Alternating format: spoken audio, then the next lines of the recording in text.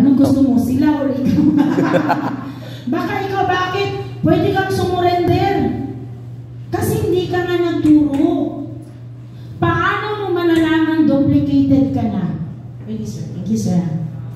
Yan, sir. Paano mo malalaman duplicated ka na? Pag alam mo, pag nakita mo na yung downline mo, nagkakaroon na siya ng PE ng activities na wala ka. Pero pag andyan ka pa rin, hindi ka duplicated niyan. Kasi nag-PE siya kasi andyan ka. Nag-gets niyo ang photo? So, kailangan mong ma-duplicate. Paano ka makakapag-duplicate ng downline kung hindi ka magtuturo? Mag-start pa rin yan sa pagtuturo. Paano ang plan? Diba, this is you? Nagkaroon ka ng tao sa ilalim mo. Gipick mo yung taong magkukumit sa'yo. Nakita mo yung network builder. Diba sabi ko sa pag-build ng network mo, meron dyan. Kailangan matutunan natin how to identify your members, our members, para hindi ka mabagalan. Kasi, pag ito tinutukan mo, alam mo, user lang siya. User lang talaga yan siya. So, identify sino yung network builder under your organization. Eto, magbibigay siya sa akin, nagbigay siya sa akin ng commitment. Pag yan nagbigay ng commitment, willing to learn, yan yung babaran mo. So, dyan papasok, natuturuan mo siya. Ano yung ituturo mo? Eto. Kasi di ba gusto mo ma-duplicate? Apply the duplication cycle. Alam niyo na ba kung ano yung duplication cycle? Ano? Di ba duplication cycle?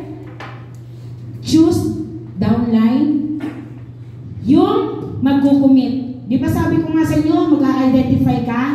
Sino yung deserve na bigyan ng 80% of your time? Kasi, pag hindi mo na-identify ng maayos, baka turo ka lang ng turo sa kanya, dili ka na mag-build. Kaya, madugayan jud ka. Mabagalan ka. Kasi, hindi tamang tao yung pinili mo para matulungan, maduplicate mo. Tama talaga. Doon ka kasi nagbabad sa reseller lang at user. Network builder nga ang hanapin natin. Yung katulad mo na mag-build ng network. So, choose downline. Sa dami ng downlines, hindi naman lahat yan matutulungan mo agad. So, hanap ka ng isa. After mo mahanap yan, doon na papasok yung mentoring. I-mentor mo siya one-on-one. Ano yung ituturo? Ano yung i-mentor mo? Ulit, turuan mo ng basic. Basic. At saka, dyan ang papasok yung kasama na yung heart-to-heart talk. Kunin mo yung commitment niya. Kailangan alam mo yung deepest why ng downline mo. Kasi at the end of the day, yun yung magiging reminders mo kung bakit kailangan niyang magpatuloy. Ikaw ang alarm clock. Kasi darating sa punto yung downline mo, hindi pa siya kasing katulad mong matibay yung dibdib, matibay yung loob. Pwede pa yung maganon. Pero since alam mo yung deepest why niya, pwede mo siyang i-remind, kaya natin yan, hindi ka naman nag-iisa eh. Diba, pangarap mo ganito, diba, gusto mo sa papa mo ganito. Ma-remind mo siya, nung time na narinig niya ulit sa'yo na yan pala yung deepest why niya, pwede siyang magtugin bitaw, no, wala pa akong karapatang mag-quit. Wala akong karapatang mag-surrender. Kasi, yun yung naging barahan mo sa kanya. So, kasama yun, one-on-one. Aside sa basic, andun, turuan mo na. Kasi yung wala akong, hindi ko maano yung exact talaga na ano na, basta yung package deal yan eh.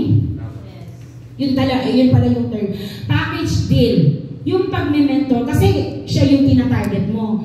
Kasi dito sa pagduduplicate, di ba, magtuturo ka. After kasi ng duplication, makakapag-delegate ka. Mamaya i-discuss yan. Di ba? After ma-delegate, magkakaroon ka na big network.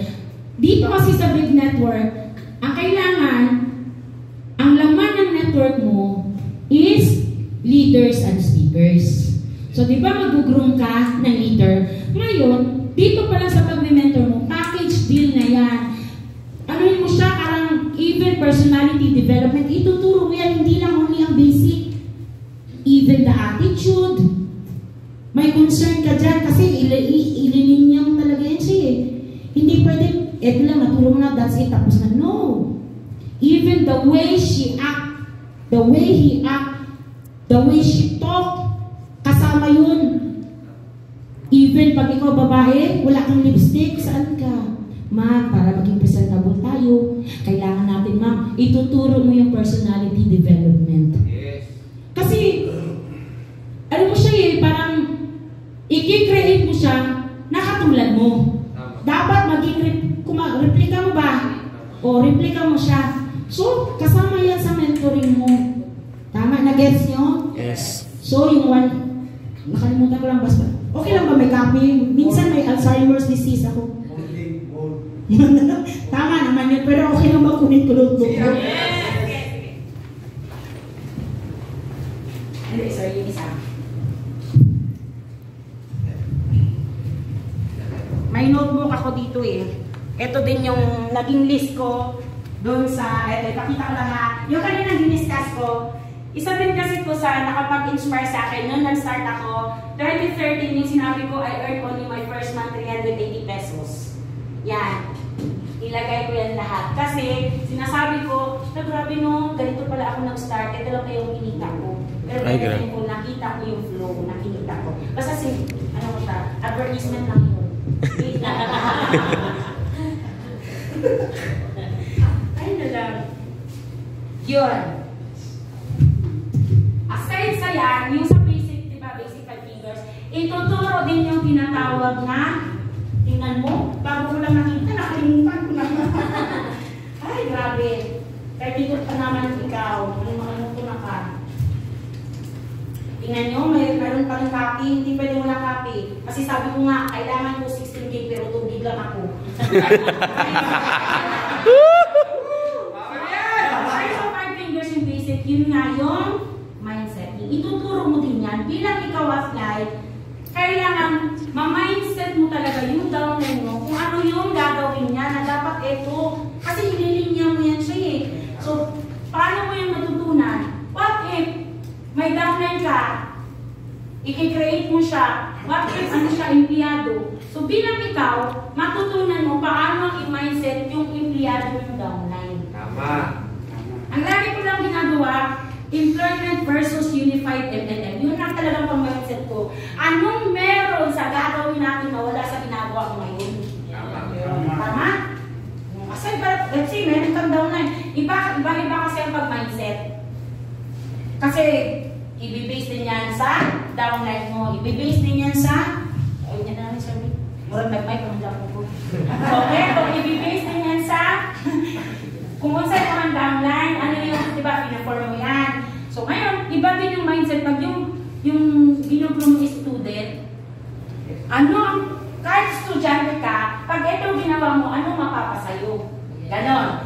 Ngayon, iba din yung mindset. Pag yung downline mo, negosyante, basta ito lang yung ginagawa ko, binabanggit ko yung difference. So, part yan siya na mentoring. Aside sa 5 fingers na basic trainings, even the mindset, kailangan yan. So, hindi siya nagiging madrid. After nyan, basta ito mga duplication cycle to. After nyan, dyan nagpapasok, kailangan ma-DOT training yan. Ma'am, kailangan ko ba bang hintayin yung 1 week para ma-DOT? Anawa, wala na yung downline. Ay dugay kayo ang 1 week. Mag-lax ang excitement level ng mga downlines natin 48 hours. So, kailangan, sa span ng oras ngayon, kailangan na-DOT mo na siya. Kaya nga dito, part ng learning mo, kailangan ikaw mismo, marunong kang mag-DOT. Kahit simpleng DOT. Hindi naman agad-agad yung the way, kung sino yung speaker dito, yung pag-DOT, ganun din yung DOT mo. No. Tama? Yes. Kung ano lang yung importante sa tingin mo na ma-implant mo ka sa kanya or marinig niya, i-DOT mo agad.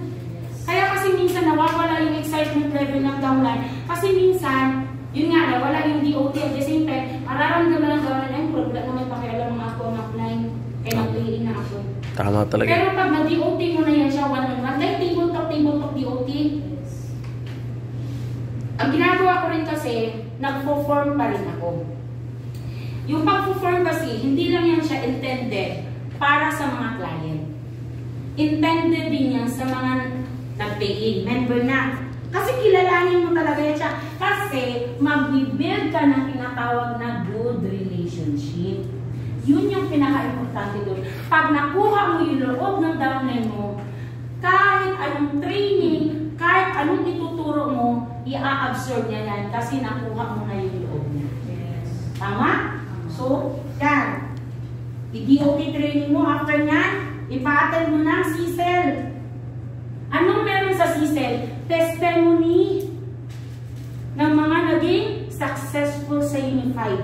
So, ngayon nung binila mo, yung hinila mo, pinakupo mo yung downline mo, at pina-attend mo ng CSEL, merong mga top earners na nag-share ng kwento ng buhay nila, na dito binago yung buhay nila. Ngayon, anong mararamdaman ng downline mo? Di ba may-inspire siya? Yes. Uy, kaya niya, kaya ko rin. Yes, kaya mo talaga yan. Ando na yung push ka na lang. Tama? So, i-ano mo yan siya. After dyan, yun nga, ipa-attend mo ng BNS training. Ito yung duplication cycle. So, kailangan mong mag-duplicate kasi hindi mo kayang mag-isa. Network marketing is a power of duplication. Yes. Para ka makapag-leverage, kailangan marami kang ma-duplicate sa ilalim mo.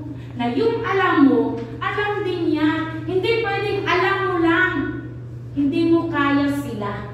Yes. Tama? So, dito para isingit ko lang sa pagtuturo. Sa pagtuturo, parte pa rin yung I do, you watch. Diba? Na-apply naman ito? Yes. Walang apply na inasalang ang downline na 50-50 alanganin. Pag nakikita ng apply na parang kaya mo na, di ba tinitest? Yes. Ang gagawin ng apply, sige ma'am, since meron ka ng idea, pero hindi pa rin kita ipapatok, mag-observe ka. I-refer mo sa akin yung mga kakilala mo, ako ang kakausap. Pero hindi pwedeng ako ang kakausap sa client mo, pero ikaw nagsiselfone ka, andun ka sa labas. Hindi pwedeng busy ka. Ang kailangan mong gawin, mag-observe ka the way I talk. Kasi magiging OJT mo siya eh. So kailangan ituturo din natin, pero hindi sa harsh na pamamaraan.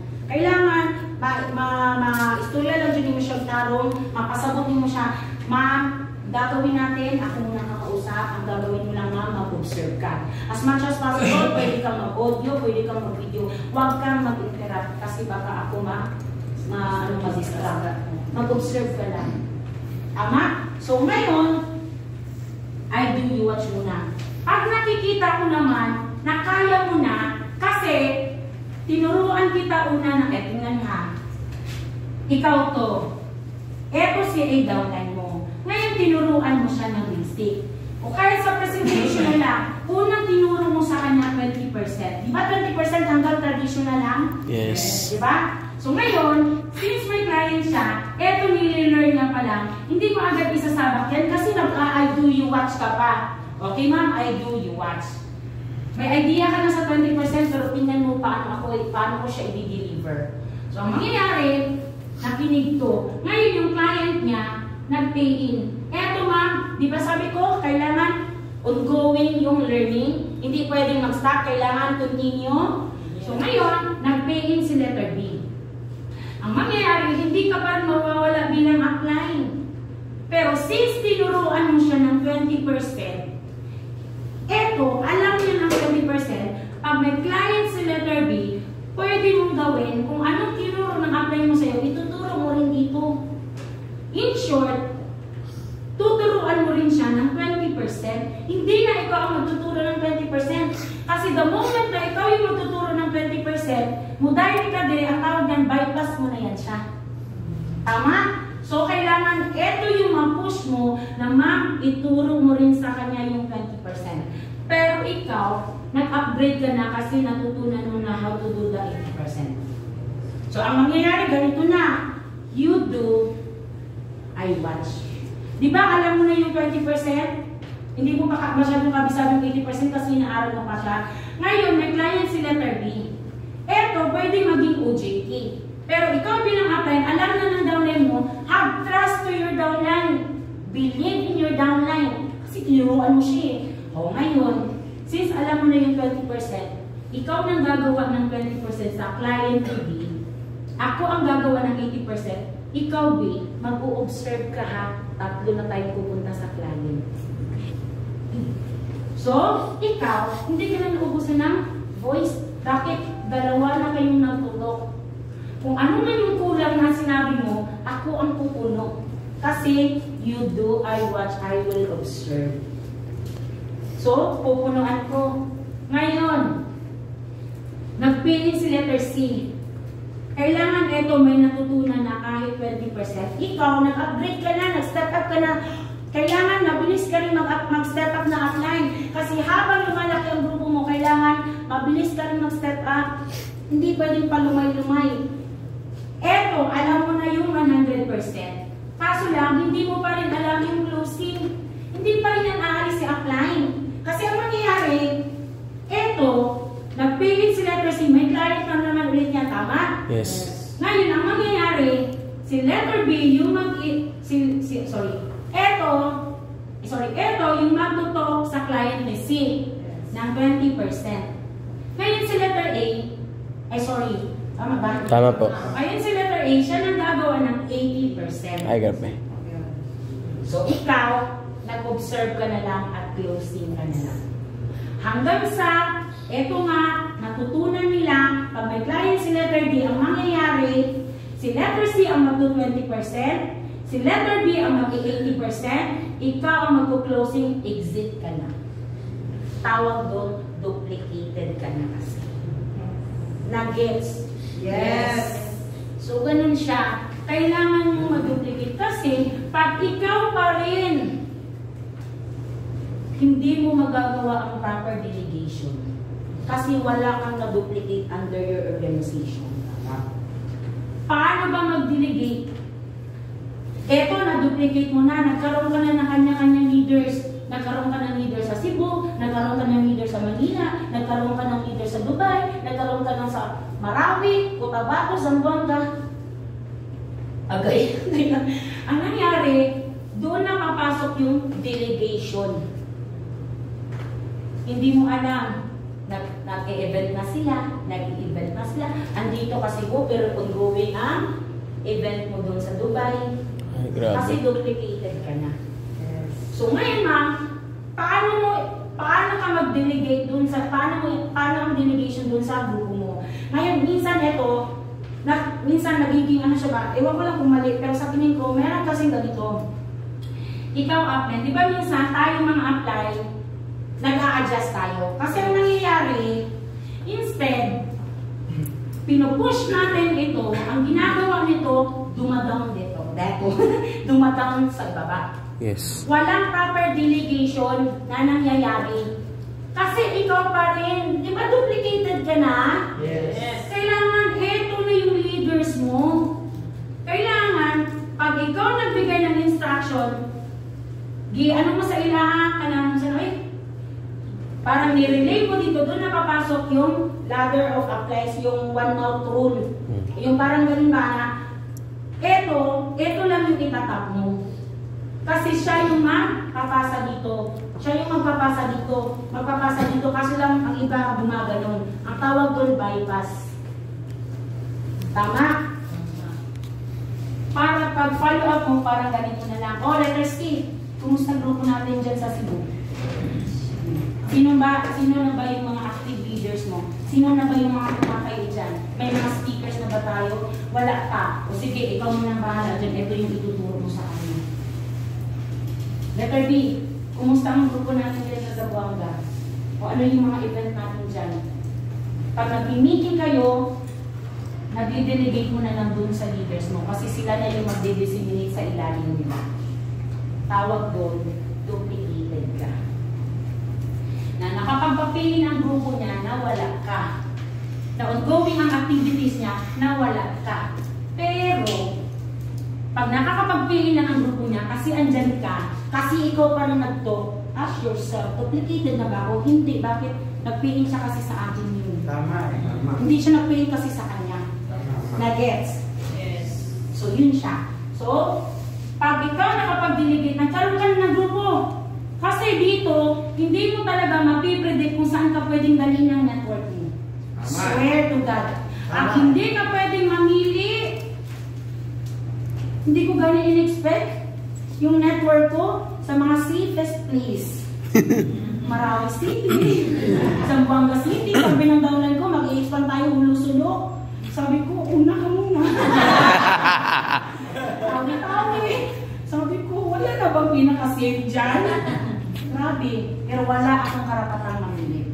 Hanggat may downline ako na kailangan ng tulong ko, yun yung responsibility natin na kailangan babaan mo yan, tulungan mo yan. Kasi hindi pwedeng ako dahil generation lang yung tulong. Hanggang saan na kaya, hilahin mo talaga yan pataas. At hindi tayo pwedeng magkwenta, magbilang. Kasi the moment na magbibilang ka ng tulong dun sa ilalim mo, mapapagalan ka. Tama. Yan. Grabe yan. Hindi pwedeng selfish. Ang pag-build ng network, group effort yan. So, kailangan may mga contribution talaga. Magtutulungan. Kasi hindi din kakayanin ng upline. Tama? Kaso lang minsan na iba talaga abuso eh. Yes. Bagong nakarong. Tama? Good. Karma. Monkey sees, monkey do. Kung gusto mong magkaroon ng magandang organization, kailangan magiging tama lahat. Wala namang perfecto, pero kailangan nung pag sa tingin mo naging mali na, adjust ka na. Huwag mo nang bilangin kung ano yung natulong mo kasi at the end of the day, lahat naman ng ginagawa mo, babalik din yan sa iyo. Tama. Ano man, hindi mo ni siya buta. Tama. Nakikita ni Lord kung ano yung tulong na ginagawa mo. Na kahit hindi mo pa yan hiningin, ibinibigay na yan sa iyo. Tama. Bakit alam niya deserve mo? Yes. Pero pag ikaw magbenta ka, ingon ni Lord, dili pa ka kay dalo. See? Kailangan ano yan. It's a matter of, ano lang, kanang sa naway, kanang continuous din siya. Nakikita naman natin kay Press Money. Dapat may mga rules na gano'n, may mga rule gano'n siya na dapat hindi niya na ginagawa eh. Kasi presidente siya eh. Kasi ano siya eh, may-ari siya eh. Pero ano lagi niya sinasabi? Iba pa rin kasi yung presence na nakikita ng download mo na andyan ka sa yung time na nangangailangan siya sa iyo. Yes. Punto doon, relationship pa rin kasi. Yes. Tama. At saka, ano, kanang, basta, iba yung feeling na at the end of the day, papikin ka ng downline mo ba na hindi na siya kakilala, ma'am, grabe ma'am, thank you, alam mo ma'am, grabe talaga ma'am. Ay ma'am, kanina ka galing downline, ano na ka ngayon na, nakakabalo ka sa sana bilong. Kasi, yung tulong, hindi limited. Yes. So, naintindihan? Yes! Sa ganon, i-observe nyo lang yun. So, sana ba tayo? Yun nga, pag ikaw nakapag-delegate, would you imagine, ikaw to, nagkaroon ka ng network sa UAE, nagkaroon ka ng network sa Qatar, Malaysia, Taiwan, lahat na all over the world, may network ka. At huwag mong hayaan network mo, isang lugar lang, dili na tawag network. Kailangan you have network as much as possible sa lahat ng lugar, Pilipinas man o abroad. Yes. Pangarapin mo talaga yan. Kailangan nakapag-build ka na hindi lamang dito. Dapat mag-e-expand ako doon, mag-e-expand ako doon, dapat ganun. Kasi wala kang choice. Magkakaroon ka talaga ng big network. Yes. At ang meron sa network mo, kwalidad. Kasi network of leaders and speakers ang na-create mo under you. Yes. Tama? Yes. Pero hindi din natin kailangan i-set aside yung mga user, retailer, kasi malaking tulong din yan para sa'yo. Kasi sila yung magbibigay ng residual income. Yes. Huwag mo niyang awayin. Andun pa rin yung obligation na kahit 20% may assistant pa rin galing sa'yo. Ha? Yes. Yan. Yes. Pakialam ko, hindi naman na siya good mag-network, 20% lang mo. Labayin pa ko siya. Hindi ha, huwag ganun. Downline pa rin yan. Yes. Nag-trust pa rin yan. Yes. Umasa pa rin yan, natutulungan mo. Huwag mong langlangin ang retailer, ang user. Pag ikaw marunong mag-mindset, kahit negative pa yan sa networking, pwede mo yung i-diverse. Kasi ganun ako. Negative ako networking noon. 8 months akong nag-traditional. Pero nung nakita ko ang one time na baliw ako, nakakaramdam din ako. So, pwedeng mag-list. So, kailangan, bilang ikaw apply, alam mo rin kung paano alagaan yung mga user retailer mo. Kasi at the end of the day, pag natutunan nila kung anong meron in the residual income, kasi lagi kong sinasabi ganito, user ka, masarap kitain yung residual income. Pero hindi mo yan kikitain pag wala kang tao sa ilalim. At hindi mo talaga yan kikitain pag one account ka lang. Bakit? Diyan ka magpapansa, thank you ma'am, ako lang magkaka-residual sa inyo. Pero pag once na mag-build ka ng network mo, wala kang naging transaction all day. Pero ito ma'am, bubukanin, kikitain mo, may kikitain ka pa rin. Yes. It's a power of mindsetting pa rin. Pwede mong pwede mong i-twist. Bakit hindi ka naman din networker noon eh? User ka lang din naman noon eh. Kapit lang naging network marketer. So ganun lang din naman. So ngayon, hindi na maabot ng kamay ko, pwedeng galing mo na lang, hindi na siya. Pag ikaw nakapag-create ng malaking network, ay ito, balik muna tayo dito. Bakit kailangan ang ma-create mo under your organization, leaders and speakers? Kasi iba pa rin sa pakiramdam bilang isang upline. Nakaka-proud eh, na nakikita mo yung mga downlines mo, downline ko yan na tumatayo sa harap. Ano lang, Jude, ka lang, take time lang dun sa pagtutlo, kasi ito yung goal mo, leaders. Leaders ang i-build mo. At huwag mong limitahan ang leader, makagawa ka lang ng isang leader sa left, isang leader sa right, tapos na, no! Paramihan ng leaders under our organization. Yes. Bakit leaders? Even galing leaders, pwede mawala eh. Pero pag gumawa ka lang ng isang leader, eto yun. This is you. Siya lang leader mo, hindi mo to build. Nawala yan, ikaw pa rin mag-isa. Pero pag nag-build ka ng leader, may isa ka leader na nawala, hindi mo ramdam bakit meron kang mga leaders pa na natira. Yes. Tama? Yes. So ngayon, pag nakapag-build ka na ng malaking network mo, ang mangyayari, wala kang choice kasi magkakaroon ka ng big income. Imagining yourself na pwede kang kumita ng 500,000 per month. Ay, grabe. Ma'am, nabuhan ko. Na first time ko, nag-income of 6 digits in 1 week. Oh my God! Grabe, Jude, ang network marketing. Unbelievable life. Yes. Ang pwedeng ibigay ng network marketing sa atin. Yes. Kaya, worth it na seryosohin mo siya. Kasi sa labas, walang ganito. Tama. Kahit maghila kang dugo, di ka mo income o iyong anak. Unless na lang kung owner ka. Owner ka lang. Basta bibilang scam. Kasi yung mga 6 digits na yan, nasa abroad din eh. Pero dili, pwede mo kitain 1 week lang yan. Wala kang choice. Nagkaroon ka ng big income kasi meron kang malaking network. Eto pa ba yun? Gusto ko yung balikin. Na-flash out ako. Ay, grabe. Una first time ko na-flash out, nawala yung almost 7 million ko. Wow. Tingnan nyo yung impact. Sabi ko nga, di ba, leaders and speakers ang itatanim natin on our left and right. Actually, ngayon nga, everyday na ako naka-flash out. Uy, grabe. Swear to God. Grabe. Wala akong waiting. Pag ikaw hindi nakapag-create ng leaders, pwede kang kabahan. Kasi wala akong waiting. Pero naging positive sa akin. Bakit naghahabulan ang left and right ko? Kasi maraming leaders ang naitanim sa left and right. Kakabaliw ko yan doon. Ang tawag doon, positive problem. Positive kasi mas lumakas yung income. Kasi gumano na, nagkabilanay na. Problem kasi hindi ko na naramdaman yung waiting. Wala nang naging waiting. Pero ano pa rin yun? Yun yung positive na pag may na-build ka talagang leaders. Kasi gaganyan. Maghahabulan yun. Pag ito nakapag ng 100,000, hahabulin ng isa, kailangan maabot yung 100,000, gumagano na yun. So, basta ganun. Now, pag ikaw kumita, kahit ipagpalagay na lang natin, nagsimula yan ng 100,000 per month.